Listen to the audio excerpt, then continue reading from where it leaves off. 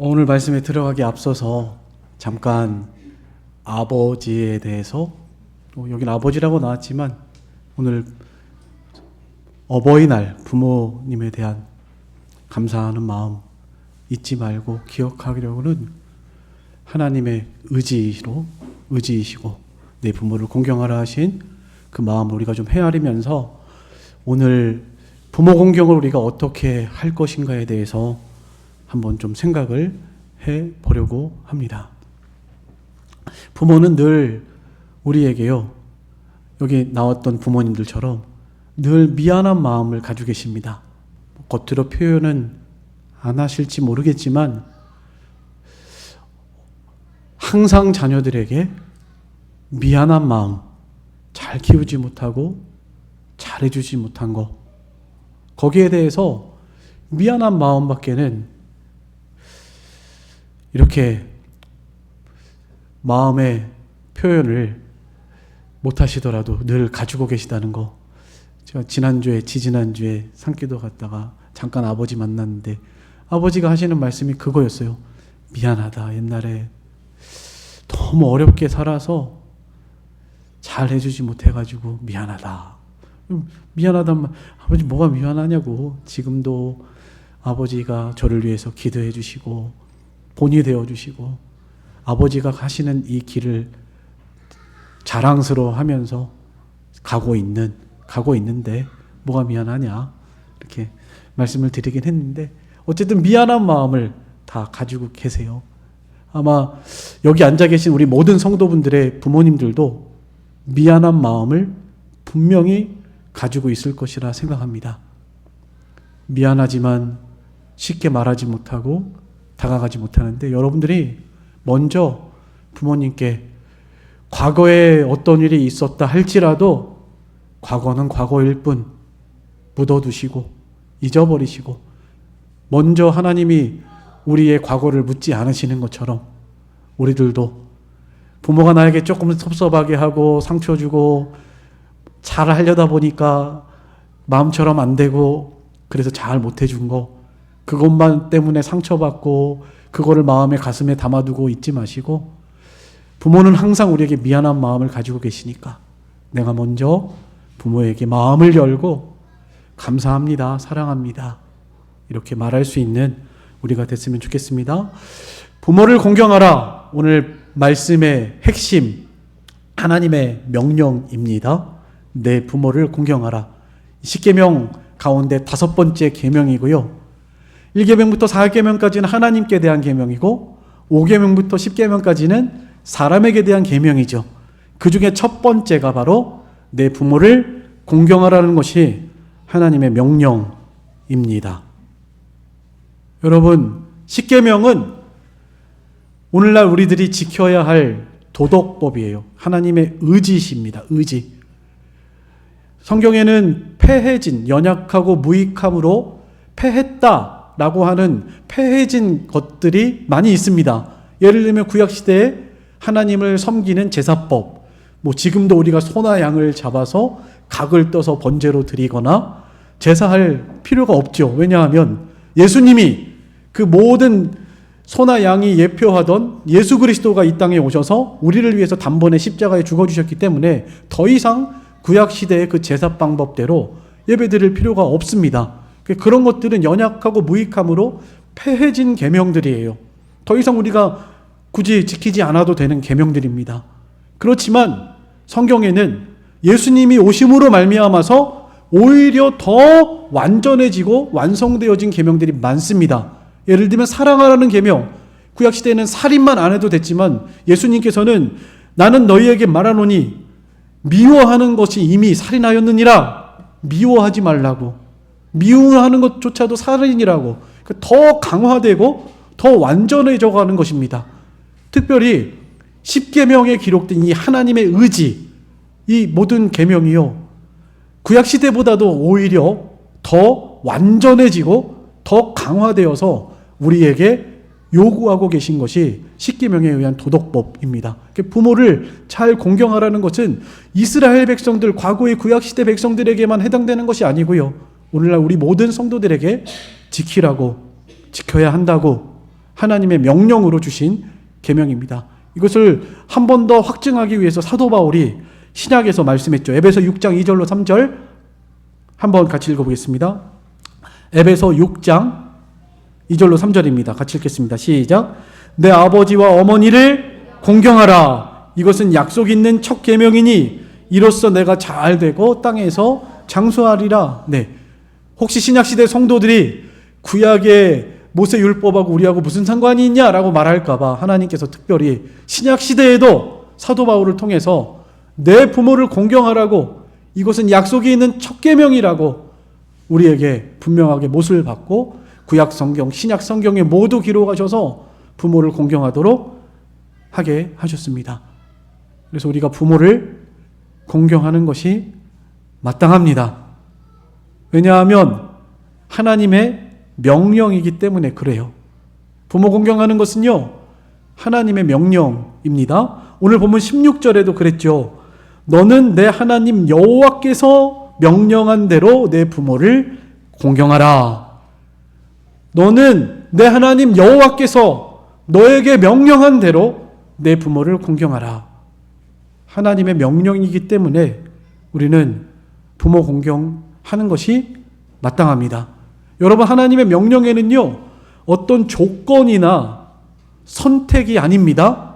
조건적으로 선택할 만한 상황이 아니라는 거예요. 예를 들면 그런 거죠. 부모가 나에게 잘해줬으니까 내가 마땅히 잘해줘야지. 그런 조건이 아니라는 거예요. 예수님이 그러셨죠. 너희가 마땅히 사랑할 자만 사랑하면 무슨 칭찬이 있으리요. 미워하는 자를 사랑하고 원수를 사랑하라고 하셨습니다. 부모가, 요즘에는 부모가 왼수다, 자녀가 왼수다, 이런 말들이 있긴 한데, 여러분, 솔직히 여러분 가슴에 얹고 마음에 손을 얹고 부모가 정말 원수인가요? 자녀가 정말 내 원수예요? 아니잖아요. 그냥 너무 속상하니까 하는 말들인데, 원수까지도 사랑하라고 예수님께서 우리에게 명령하셨죠. 그러니까 부모를 공경하는 것은요, 무슨 조건적인 선택이 아닙니다. 부모가 나에게 잘해 주셨으니까 내가 부모에게 잘해야지. 부모가 나에게 이렇게 못되게 했으니까 나는 부모 공경할 필요 없어. 이런 게 아니라는 거예요. 부모 공경은 하나님의 명령입니다. 여러분들이 하나님을 참으로 사랑하시고 하나님께서 나에게 무한한 사랑을 베풀어 주신 하나님의 그 사랑과 은혜를 깊이 깨달은 그리스도인들이라고 한다면 마땅히 부모를 공경해야 합니다. 여러분, 이 공경하라는 단어가요, 여러 가지 뜻이 있는데, 존귀하게 여기라, 존경해드려라, 그리고 이해하라, 이런 의미들이 있습니다. 공경하라, 존중, 존귀히 여기고 존경해드리고 이해해드리는 이런 의미들이 다 포함된 것이 바로 이 공경이라고 하는 단어입니다. 특별히 부모를 공경하라는 이 단어가요, 하나님을 경외하라는 단어하고 함께 쓰여질 때가 많이 있었습니다. 그러니까 하나님을 경외하라는 단어하고 거의 비슷한 수준의 공경 단어입니다. 레위기 19장 3절 한번 찾아보겠습니다. 레위기 19장 3절 같이 한번 읽어보겠습니다. 같이 읽겠습니다. 시작. 너희 각 사람은 부모를 경외하고 나의 안식일을 지키라. 나는 너희의 하나님 여호와니라. 네. 부모를 여기서는 경외하라고까지 하나님께서 명령하고 계십니다. 종교개혁자 마틴 루터는 부모는 하나님의 대리자라고 가르치기도 했습니다. 특별히 먼저 예수 그리스도를 믿고 우리에게 복음을 전해주시고 믿음의 자녀로 길러주신 부모 밑에서 자라신 분이라면 당연히 부모를 더욱더 존경하고 마치 하나님의 대리자로 여기시면서 하나님을 경외하듯이 부모를 경외해야 한다. 그런 의미예요. 부모를 경외하라. 그러므로 부모라는 단순히 자신을 이 땅에 태어나게 한 생물학적인 매체 혹은 땅에서 양육하고 지원하는 물질적인 후원자 정도가 아닙니다. 하나님께서 허락하시고 명령하신 바대로 부모는 이 땅에서 하나님을 대신하는 권위를 지닌 존재, 그렇기 때문에 자녀들은 부모를 하나님을 경외하듯이 그렇게 하나님을 부모를 존중히 여기고 또 부모를 공경하고 부모를 잘 섬겨야 할 것을 성경은, 하나님은 우리에게 명령하고 계십니다. 왜 부모를 잘 공경해야 하는가? 첫 번째 이유를 말한다면 하나님의 명령이기 때문에 그렇습니다. 이 명령은 조건부 선택이 아닙니다. 부모가 어떤 부모든지 우리는 하나님의 말씀에 마땅히 순종해서 부모를 잘 공경해야 합니다. 아내는 남편에게 남편이 형편없는 사람이라도 남편을 경외하고 존중히 여겨라. 그것이 하나님의 말씀이고요. 또 남편은 아내에게, 아내가 어떤 형편에 있다 할지라도 남편은 아내를 내 몸처럼 사랑해라. 이것이 하나님의 명령입니다. 저 사람이 나한테 이렇게 하니까요, 나는 이렇게 해도 된다. 이건 자기 합리화일 뿐입니다. 우리 자기 합리화할 때가 참 많은데요. 여러분, 하나님의 명령은 절대적이다. 조건부 선택이 아니다 하는 것을 먼저 좀 기억하셨으면 좋겠습니다. 하나님의 명령이에요. 부모 공경하는 것은요. 부모가 나에게 어떻게 해주셨던, 부모가 나에게 얼마나 큰 상처를 주시고 마음속에 원수 같은 마음이 들었다 할지라도 그래도 용서하고 사랑하고 부모를 잘 공경하는 것, 그것이 하나님의 명령이다.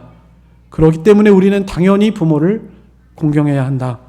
이것을 꼭 기억하셨으면 좋겠습니다. 왜 또 부모를 공경해야 하는가? 두 번째 이유로 오늘 본문에 하나님의 약속이 있는 계명이기 때문에 그렇습니다. 오늘 16절, 너는 내 하나님 여호와께서 명령한 대로 내 부모를 공경하라. 그리하면 내 하나님 여호와가 내게 준 땅에서 내 생명이 길고 복을 누리리라. 약속이에요.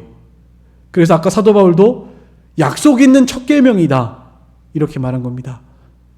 워낙 우리 인간이 부모 공경을 잘 못할 것을 아셨기 때문에 하나님께서 제발 잘 해라. 그러면 내가 너에게 상을 줄게. 이렇게 약속하신 복이 있는, 약속 있는 첫 계명이라는 거예요. 그러니까 이 부모 공경은 우리가 당연히 마땅히 해야 되는 거지만 그거를 못할 것을 하나님께서 아셨기 때문에 약속하신 거예요. 잘하면 내가 상 줄게. 잘하면 네가 이 땅에서 잘 되고 장수하고 오늘 본문에처럼 내 생명이 길고 복을 누릴 것이다. 이렇게 약속해 주신 약속 있는 첫 계명이라는 거예요. 마땅히 부모를 공경해야 하지만 하나님께서 부모 공경 잘하면 내가 이렇게 상을 주겠다. 그러니까 제발 부모 공경을 잘 해라. 신신당부하신 그런 계명이라고 할 수가 있습니다. 약속 있는 첫 계명이에요. 여기 생명이 길다라는 단어가요, 단순히 오래 산다 그런 의미만 있는 것이 아닙니다. 부모 공경 잘해도 오래 못 살고 단명한 사람들 많죠. 예수님도 그랬고요. 예수님도 33세에 십자가에 죽으셨죠. 예수님이 부모 공경 잘했는데 오래 산 거 아닙니다. 그러니까 이 말씀은요, 단순히 그냥 오래 산다 그런 의미가 아니고요, 사는 날 동안에 하나님께서 잘 되고 형통하게 해주신다 그런 의미입니다. 내 생명이 길고 장수하리라. 오늘 여기 본문에서는 내 생명이 길고 복을 누리리라. 사는 날 동안에 부모 공경 잘한 자녀들에게 하나님이 복되게 하시고 일이 잘 되게 하시고 형통하게 해주실 것이다. 이런 의미의 말씀이라고 할 수가 있겠습니다. 약속하셨어요, 하나님께서. 여러분, 이 세상에서 잘 되고 복받고 형통한 삶을 살고 싶으시다면 부모 공경을 잘 하셔야 합니다.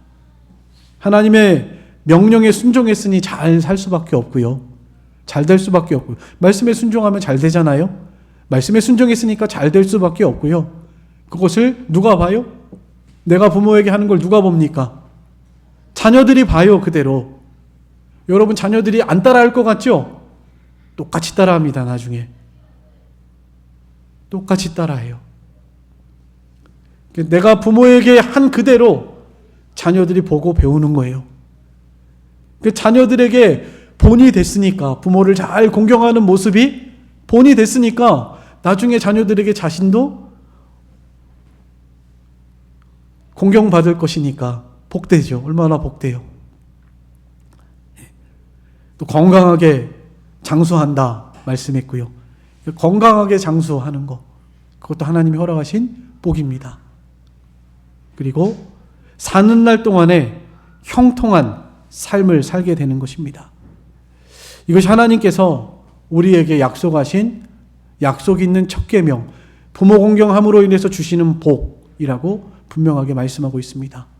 그러니까 여러분, 복 받기 위해서, 복 받으려고 우리가 신앙생활하는 건 아니지만요, 이 세상에서 잘 되고 형통하고 복 받아야 되지 않겠어요? 형통한 삶을 살아야 되지 않겠습니까? 그래서 하나님의 말씀에 순종해야 하고, 특별히 오늘 본문의 말씀에 부모를 잘 공경하는 삶을 살아가야 할 것입니다. 이쯤에서 여러분들에게 질문을 하나 드리겠습니다. 여러분들은 부모를 잘 공경하고 계십니까? 네, 괜찮습니다. 저도 이 물음에 자신 있게 이해라고 대답하지 못합니다. 1년에 뭐 한 4-5번밖에 얼굴을 못 보여드리고, 어떻게 보면 그 옆에 사는 딸은 매일 가서 애들 둘 데리고 매일 가가지고 아버지 어머니께 얼굴 보여드리고 인사시켜드리고 하는데 참 복되다. 딸이니까 그런 것이 아니고요. 그런 것이 아닙니다. 딸이건 아들이건 마음이 있어야 하는 건데, 그렇게 마음이 있어야. 우리가 마음이 있고 늘 부모 사랑하고 존경하는 마음을 당연히 가지고 살아야 되겠지만, 그렇게 실제로 옆에서 늘 찾아뵙고 인사드리고 하는 참 그걸 보면, 내가 과연 부모에게 지금 잘하고 있나? 라고 생각될 때가 참 많습니다. 그래도 참 고맙고요. 바로 밑에 동생인데, 여동생인데 그렇게 매일 찾아가요. 부모님이 매일 찾아가고 매일 인사시켜. 순천하고 여수가 그래도 한 20분 30분 걸리거든요. 근데 그거를 매일 찾아가요. 매일 가서 인사시켜드리고 매일 이렇게 아이들 보게 해드리고, 참 고맙고 감사하고 그래요. 근데 그런 걸 생각하면 나는 부모 공경을 지금 잘하고 있는 것인가? 이렇게 생각이 될 때가 있습니다. 다 부족하죠. 우리가 다 그런 것 같습니다. 스스로가 나는 부모 공경을 잘하고 있습니다 라고 말할 수 있는 사람이 과연 얼마나 되겠어요? 잘하지 못하니까 오늘같이 이렇게 어버이날이라고 하는, 또 어버이 주일이라고 하는 이런 하루를 우리에게 허락하셔서 그래도 1년 중에 한 번이라도 너 부모에게 좀 고마움을 느끼고 감사하고 지나가라고, 그 마음을 잊어버리지 말라고 우리에게 이 날을 정해서 기념하게 하셨다라고 생각합니다. 그렇다면 오늘 우리가 제일 중요한 건데요, 어떻게 부모를 공경해야 할까? 어떻게 하는 것이 부모를 잘 공경하는 것일까요? 여기에 대해서 좀 생각을 해봤습니다. 첫 번째는요, 지난주에도 제가 말씀을 드렸는데 마음을 드리는 것입니다. 잠언 23장 26절 다시 한번 읽어보겠습니다. 잠언 23장 26절 다 같이 읽겠습니다. 시작. 내 아들아, 내 마음을 내게 주며 내 눈으로 내 길을 즐거워할지어다. 예, 이 말씀은 지난주에 자녀들을 우리가 어떻게 양육해야 하는가에 대해서 설교할 때 이 말씀을 드렸습니다. 예, 남자의 소명이라고 책을 쓰신 리차드 필립스 목사님께서 잠언에서 자녀 양육에 대해서 가장 중요한 구절 한 구절만 고르라고 한다면 이 구절을 고르신다고 말씀하고 있습니다. 마음을 드리는 일. 그러니까 이 말씀은 그저 마음으로 주님을 사랑하고 이렇게 마음으로 공경한다 그런 의미 정도가 아니고요.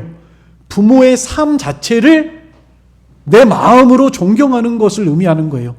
우리 부모님이 이렇게 살아오셨고 우리 부모님이 살아가신 그 길이 자녀가 생각할 때 마음으로 정말 존경하고 존중하고 또 이해하고 그러면서 즐거움으로 그 길을 보고 본받아서 따라가는 것. 그것이 부모가 자녀를 잘 양육한 것이고 또 반면에 자녀가 부모에게 대한 가장 큰 공경, 효도라고 할 수 있다고 지난주에 제가 설명을 드렸습니다. 이것을 오늘 자녀들에게 다시 한번 가지고 와서 부모를 공경하는 일 중에서 가장 부모에게 부모 공경할 일 딱 한 가지를 뽑는다고 한다면 저도 이 말씀을 선택할 것 같습니다. 마음으로 부모의 길을 보고 존경하고 그 길을 따르고자 하는 이런 마음, 부모의 삶을 존중하고 부모의 삶을 존경할 수 있는, 그래서 마음으로 즐거움으로 기쁨으로 따라가고 본을 받아 나아갈 수 있는 이런 관계라고 한다면 부모와 자녀로서 부모도 자녀를 잘 양육하고 또 자녀도 부모를 공경하는 이런 너무나 좋은 가장 베스트라고 생각을 합니다. 지난주에도 말씀드렸는데 성경에 딱 한 사람 제가 생각난다고 말씀을 드렸죠. 다윗과 솔로몬의 관계. 열왕기상 3장 6절에 다시 한번 읽어보겠습니다. 열왕기상 3장 6절입니다. 다 같이 읽겠습니다. 시작. 솔로몬이 이르되 주의 종 내 아버지 다윗이 성실과 공의와 정직한 마음으로 주와 함께 주 앞에서 행함으로 주께서 그에게 큰 은혜를 베푸셨고 주께서 또 그를 위하여 이 큰 은혜를 항상 주사 오늘과 같이 그의 자리에 앉을 아들을 그에게 주셨나이다. 아들 솔로몬이요, 아버지의 삶을, 아버지가 왕이셨는데 아버지가 왕으로 계시는 동안에 그 아버지의 삶에 이렇게 형통하고 잘 될 수 있었던 이유가 뭔가 라고 생각할 때 우리 아버지가 하나님을 잘 섬겼기 때문이다 라고 지금 고백하는 거예요. 우리 아버지 다윗이 하나님을 잘 섬겼기 때문에 하나님께서 우리 아버지에게 복을 주셔서 나라를 이렇게 잘 다스릴 수 있었습니다. 그러니까 하나님, 저에게도 아버지와 같은 성실과 정의와 이 정직한 마음으로 하나님 앞에서 살아가는 이런 은혜를 허락해 주소서. 그래서 아버지에게 주셨던 그 은혜를 저에게도 주소서 기도하고 있는 것이 오늘 읽으셨던 이 열왕기상 3장 6절의 고백입니다. 솔로몬은 진짜 마음으로 아버지를 존경하고 아버지의 뒤를 따라서 믿음으로 살려고 했던 인물이라는 것이죠. 여러분, 이것이 가장 큰 부모에게 대한 공경이라고 말씀을 드릴 수 있을 것 같습니다.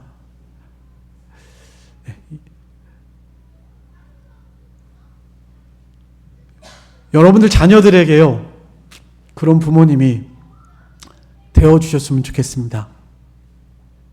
여러분들 자녀들에게. 지난주에 자녀를 우리 이렇게 잘 양육하자고 말씀을 드렸고요. 부모에게 대해서도 존경하는 마음, 존중히 여기는 마음, 경외하는 마음으로 부모를 잘 순종하고 따라가는 그런 우리들의 복된 가정이 되셨으면 좋겠습니다. 이제 믿음 안에서 세워지면요, 반드시 그런 가정이 됩니다. 지금까지의 과거, 그거 중요하지 않습니다.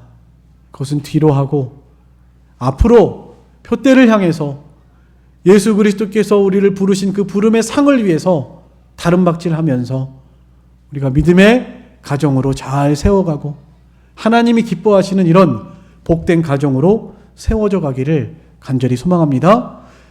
근데 여기에 대해서 이제 그러겠죠. 우리 부모님은 그렇지가 못한데 어떡하죠? 그런 생각이 이제 드시는 분들 아마 대부분일 거라 생각이 됩니다. 이 갈등과 이 마귀란 놈이 못된 놈이요, 우리에게 이 갈등과 미움, 서로 원수 맺게 하고 갈라지게 해서 부모와 자녀 사이도 갈라놓고 서로 상처받게 하고 원수 맺게 하고 존경은커녕 얼굴도 보기 싫도록 만드는 것이 마귀 역사예요. 오늘날 절대 하나님이 그런 일을 하지 않습니다. 하나님은 절대로 그렇게 하시지 않아요. 우리가 하나님께서 우리에게 명령하신 내 부모를 공경하라는 말씀을 기억하면서 그러면 나는 부모에게 대해서 마음으로 정말 존경스럽지가 않고, 예를 들어서 그 길을 따라갈 수가 없는데 그러면 어떻게 해야 될까? 어떻게 해야 되겠죠, 그럼? 먼저는 여러분 마음속에 있는 그런 갈등과 미움, 그것을요, 바꾸는 것이 중요한 것 같습니다. 존중, 이해하다. 아까 공경하라는 말의 뜻에 존중하고 이해하다라는 말의 뜻이 있다고 그랬죠. 그러니까 부모의 삶에 대해서 존중하는 거예요. 저분이 과거에 이렇게 하셨던 데에는 분명히 이유가 있다. 이해해드리는 것입니다. 부모라고 그러고 싶어서 그런 것이 아닐 거고요. 그렇게 하고 싶어서 그렇게 한 것이 아닐 거라고 저는 생각합니다. 대부분의 부모가 그럴 거예요. 자녀를 사랑하고 잘 되기를 바라고 잘해주고 싶지, 아주 못해주고 일부러 악하게 하고 그렇게 할 부모 혹시 이 세상에는 혹시 있을지라도 대부분이 그렇지 않죠. 그럴지라도 원수 같은 부모라도 하나님의 명령은 공경하라는 거니까. 왜 그러셨을까? 내 머릿속으로만 어떤 이런 프레임에 딱 가둬놓고 이해가 안 돼. 우리 부모님은 도저히 이해할 수가 없어. 이렇게 하시지 말고요. 뭔가 이유가 있을 것이다, 분명히. 이번에 사경에 우리 있었는데 첫 번째 시간의 말씀이요, 다윗이 전쟁터에 나갔는데 형이 그랬죠. 너 이 교만한 놈 전쟁터에 구경 왔냐 하면서 막 혼을 냈죠. 그랬더니 다윗이 뭐라고 그랬습니까? 어찌 내가 이유가 없겠습니까? 이유가 있다는 거예요. 내가 지금 전쟁터에 온 이유가 있다는 거예요. 이유가. 여러분들 그 다윗의 형의 눈으로 다른 사람들을 보지 마시고요. 나의 어떤 기준과 관점에 의해서 딱 프레임에 가둬놓고 그 범위 밖에 있으면 저 사람은 이상한 사람, 도저히 이해가 안 되는 사람, 이렇게 하시지 말고, 존중하다 아까 의미에 어떤 의미가 있다고요? 이해한다는 의미가 있습니다. 분명히 그럴 수밖에 없는 이유가 있었을 거야. 그렇게 이해해 드리는 겁니다. 부모의 과거에 대해서 존중한다는 것, 공경한다는 것은 부모의 살아온 그 과거, 그 한 많고 힘들고 어려운 시기에 그럴 수밖에 없었던, 부모가 나를 버렸어? 그럴 수밖에 없었던, 적어도 여러분들은 버림당하진 않으셨죠? 이 버림당한다는 것이 얼마나 큰 고통이에요. 그래도 버렸을지라도 그때 그럴 만한 이유가 있었을 거야. 이해해드리는 거죠. 이해해드리는 거예요. 그럴 수밖에 없었던 이유가 분명히 있었을 거야. 그렇게 이 공경하다는 것은 부모의 그 삶을 이해해드리는 거예요. 이해해드리고 존중하는 것입니다. 자기 기준에, 자기 생각에, 자기 관점에 맞추는 것이 아니라 포용하는 것입니다. 우리 그리스도인들은 당연히 그래야 되겠죠. 하나님의 사람으로 점점 선하게 세상에서 모든 선을 행할 능력을 갖춰가는데 부모라고 완전할 수 있나요? 어른이 되보면 알잖아요. 네. 우리 부모는 이런 면이 좀 잘하시지만 이런 면은 좀 단점이구나. 이런 거 여러분 눈에 보이시잖아요. 그래도 단점을 보지 말고 이해해드리는 거죠. 그럴 수 있다. 부모를 이해해드리고 얼마나 힘드셨으면 그러셨을까. 그렇게 부모의 삶에 대해서 존중하고 이해하는 것이 과거의 상처와 아픔을 씻어버리는 아주 중요한 일이 아닐까 생각을 합니다. 이것도 제가 성경에서 좀 예를 두 사람만 들려고 합니다. 첫 번째는 요셉입니다. 요셉은요, 성경에서 가장 억울한 사람 중에 하나예요. 집안에서 아버지에게 사랑을 받고 자랐죠. 그 때문에 형들에게 미움을 당했습니다. 그래서 형들이 얼마나 동생 요셉이 미웠으면 애굽 나라의 종으로 팔아버렸죠. 그냥 단순히 이야기만 아니고요. 여러분 이거 실제로 생각해 보세요. 아버지하고 살다가 언어도 통하지 않는 남의 나라의 종으로 팔려갔다? 그 요셉이 마음이 어땠을까요? 내가 나중에 커서 형들을 죽여야지. 저 나쁜 형들, 이런 마음 들지 않았겠어요? 또 아버지에게 대해서도 안 좋은 마음 들을 수 있습니다. 왜 아버지는 그렇게 차별해서 나만 사랑해? 어떤 분들은 보니까 딸만 6 낳고 7번째가 아들인데 누나들이 저 아버지는 늘 항상 아들만 이뻐한다고 그렇게 막 싫어하는 누나들도 있더라고요. 왜 그렇게 미움받게 하냔 말이에요. 미움받게. 아들을 중심으로. 아들만 잘 되면 된다고. 아들. 여러분 그런 사람들 주변에 종종 보잖아요. 네. 요셉의 입장에서도 왜 이렇게 차별대우 해가지고 형들에게 미움을 사도록 아버지는 이렇게 하셨나? 라고 생각할 수도 있는 거죠. 어쨌든 그 인생 속에서 17세에 팔려가서 13년 동안 11년 동안 종살이 하고요. 2년 동안 감옥살이 했죠. 요셉이요. 그 인생이 얼마나 억울해요. 그런데도 나중에 총리가 돼서 애굽의 총리가 돼서 형들에게 요셉이 뭐라고 합니까? 나를 이리로 보내신 분은 당신들이 아니라 하나님이십니다. 하나님께서 당신들을 사랑하셔서 나를 이곳에 앞서 보낸 겁니다. 이때를 위해서 당신들을 살리시려고 보내신 거예요. 그러니까는 형들 괜히 나한테 미안해하지 마세요. 얼마나 너그럽고 이해심이 많아요. 여러분들은 요셉과 같은 처지 당하셨나요? 더 심한 거 하나 말씀드리겠습니다. 이삭입니다. 이삭의 아버지 아브라함이 하나님께서 아들을 번제로 바쳐라. 그래서 이삭을 데리고 모리아 산으로 갔습니다. 아들이 생각할 때 아무리 생각해도 이상해요. 번제를 드리려면 양이 필요한데 양이 없고 나무하고 불만 가져가니까. 그래서 물어봤죠. 가다가 아버지 번제할 양은 어디 있습니까? 라고 물어봤습니다. 그때 아버지가 그랬죠. 하나님이 친히 준비하실 것이다. 그 모리아 산에 도착했습니다. 도착해서 나무를 버려놓고 그 위에 불을 붙이기 전에 아들을 밧줄로 묶어가지고 그 나무 위에 얹었죠. 번제는 뭐죠? 불로 태우는 제사입니다. 근데 불로 태우기 전에요. 동물을 각을 떠요. 목을 떼내고 가슴을 잘라서 잘 타도록 이렇게 각을 뜨고 창자는 또 따로 모아야 합니다. 따로 모아서 따로 태워야 해요. 잘 구분해야 합니다. 지금 그 일을 하려고 아들을 묶는 거예요. 아들의 입장에서, 이삭의 입장에서요. 아버지 정신 나갔다. 여러분 이삭이 나무를 지고 왔죠. 아브라함은요 나이가 100세가 넘어서요. 100세에 이삭을 낳았으니까 지금 적어도 한 117세 정도 이삭의 나이가 적어도 나무를 지고 갈 만큼의 건장한 청년 정도는 되는 거니까요.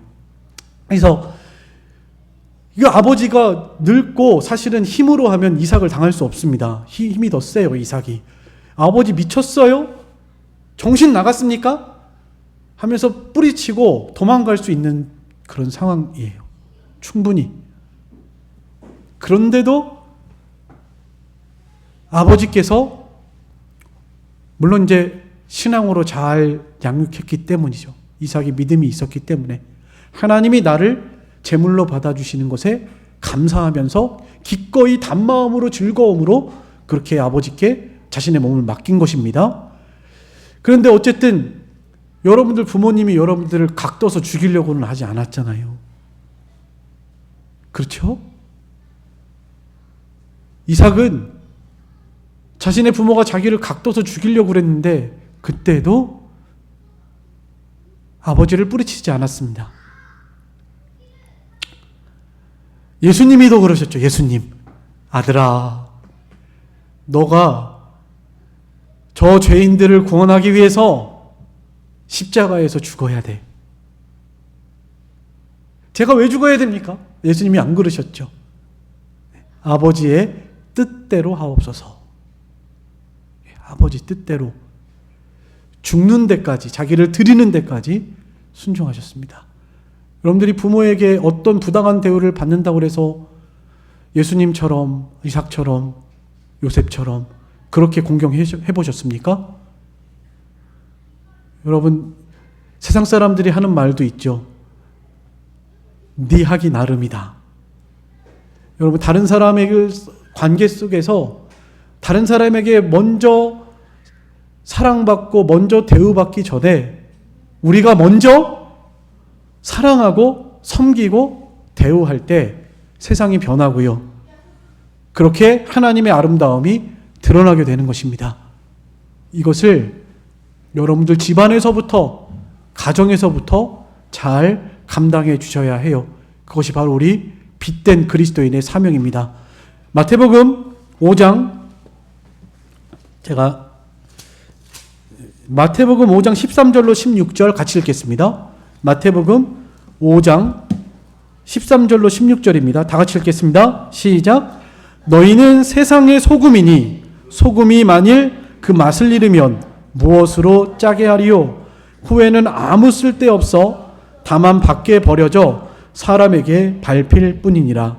너희는 세상의 빛이라. 산 위에 있는 동네가 숨겨지지 못할 것이요 사람이 등불을 켜서 말 아래 두지 아니하고 등경 위에 두나니 이러므로 집안 모든 사람에게 비치느니라. 이같이 너희 빛이 사람 앞에 비치게 하여 그들로 너희 착한 행실을 보고 하늘에 계신 너희 아버지께 영광을 돌리게 하라. 네.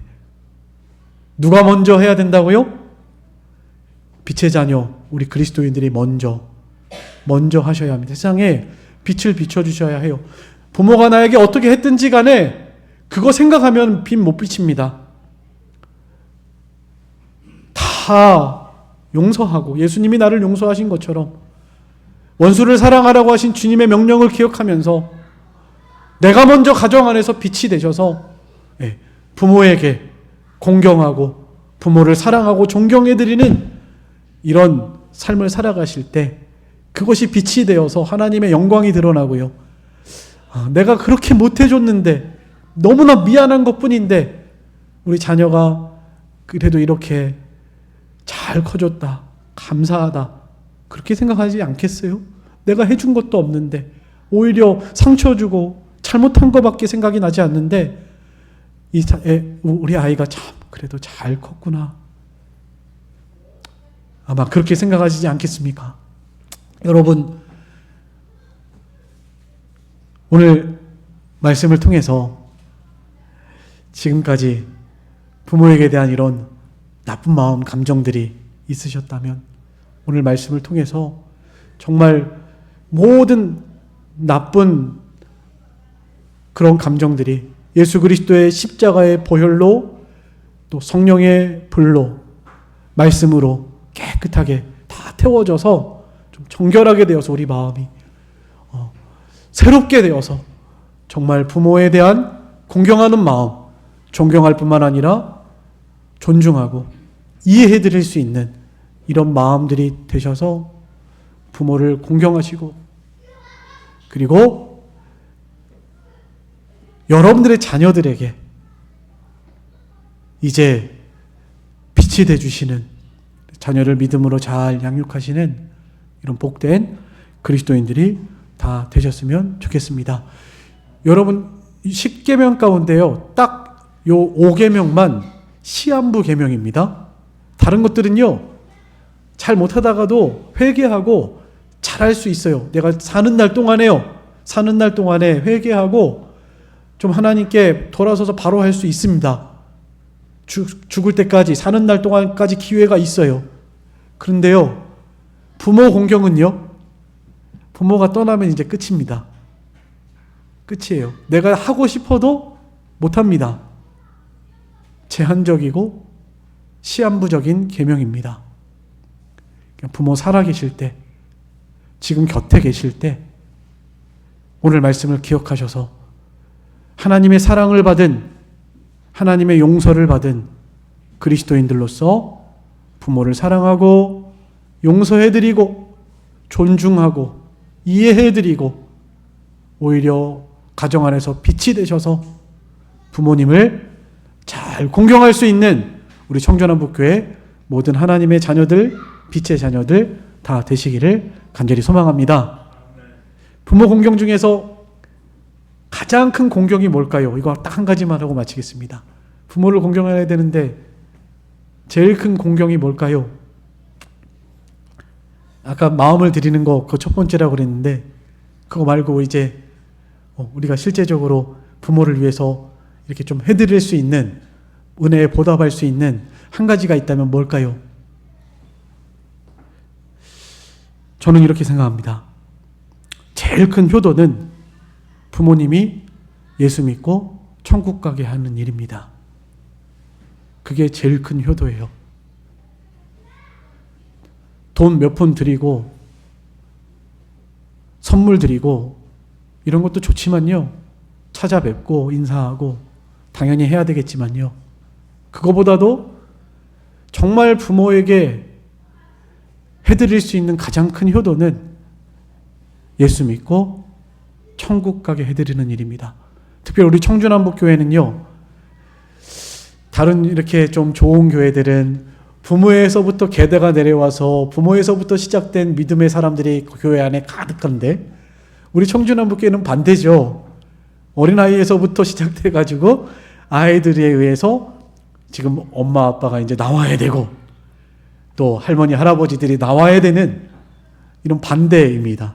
우리 교회는 특별히 더 그런 것 같아요. 부모님에게 제일 효도한 게 뭐라고요? 예수 믿고 천국 가게 하는 거. 우리 은채도 아버지 늘 기도하면서 예수 믿고 천국 갈 수 있도록 항상 힘을 써야 합니다.